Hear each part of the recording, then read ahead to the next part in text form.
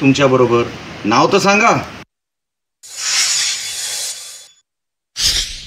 राजकीय आरोप आहे. शिवसेनेचे नेते उदय सामंत पण येऊन गेले. मग आम्ही विचारू का कशाला आलेले? ते नुसतेच आलेले काय सॅन्टा क्लॉज बनून आलेले? विचारू का? कारण का आम्हाला त्या नेते येतात, नेते आहेत, ते प्रदेशाध्यक्ष तर आमच्या पक्षाचे प्रदेशाध्यक्ष आहेत.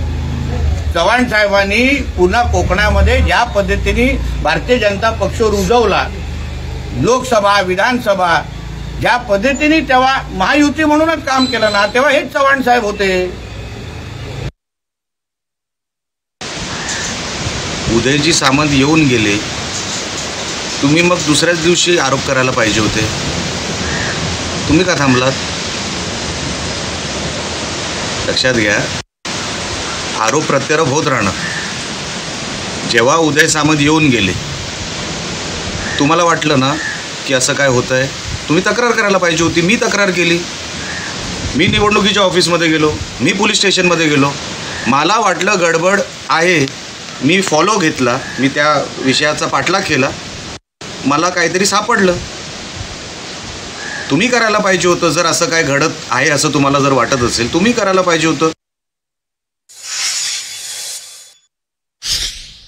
आमच्या स्वतःच्या व्यवसायामध्ये अगर कुठेतरी गुंतवणुकीसाठी, कुठल्या तरी बाकीच्या व्यवसायासाठी अगर आमच्या घरामध्ये किंवा आमच्या ऑफिसमध्ये अगर पैसे, त्याच्यामध्ये चूक काय आहे?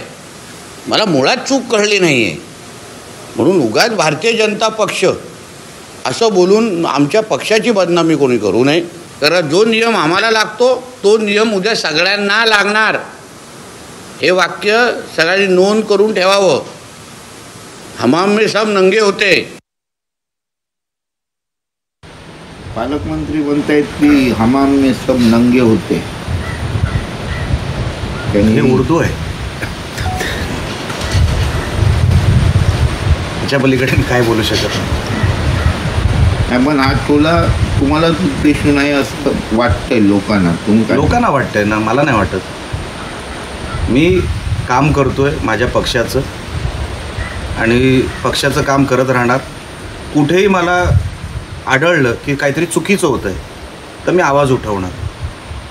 माझ्याकडे जे पुरावे आहेत त्या पुराव्यानिशी मी बोलतोय, त्या पुराव्याच्या आधारावर मी बोलतोय.